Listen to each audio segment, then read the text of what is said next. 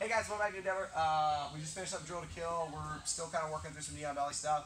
So today we were looking at setting up basic core from Neon Belly. So again, whether he started to roll away from me and I ended up kind of getting this back tall position, or he started rolling into me and I essentially jumped to the far side, whatever it is, I'm working that Kimura grip, right?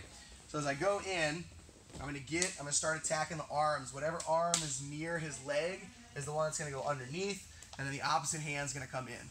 Okay, now, again, I can set up and start threatening by just bringing both knees inside if I want to, just to keep him from rolling back into me and keep kind of fighting in. But I wanna really collect this and keep this tight. As I go in, I'm gonna be a real just asshole, and I'm gonna drive my knee kind of like shin ride across his face, down into the floor, to keep that good position. And whether I kind of pinch my leg in tight here or I drop knees on both sides, whatever it is, I want this to be real deep. I want my knees pinched in and I'm literally sitting on his head. I'm just hunkering down nice and tight. Now, from a no-gi perspective, he doesn't have as much to hold on to defend this. So he might start defending with his other hand, or he might try to grab on the pants or his own thigh and things like that. So what I like to do to kind of break this is I'm gonna collect the arm this way instead of trying to fight the arm straight back this way. But when I go to do this, I want to make this as painful as possible. So I'm thinking about bringing his wrists towards my hip. I'm thinking about pulling this up into his elbow and almost like creating separation out of the elbow this direction. So as he's trying to fight me, I'm breaking this down, I'm pulling this hand up and bringing it in.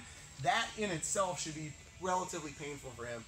He'll feel kind of like trigger point pain up and down his forearm. I can get a little bit of wrist as I do this to go into that. But again, it's this separation and pulling where he feels this stretch on the elbow that goes into it. Whatever it is, I'm being aggressive about it. I'm staying down, I'm maintaining position, and I'm pulling in to break where that position is. Now I just need to get his hand above the plane of his body. Once I get it there, I can go ahead and break, and then I'm just steering it. Arms at about 90 degrees, turn, and finish with that perspective.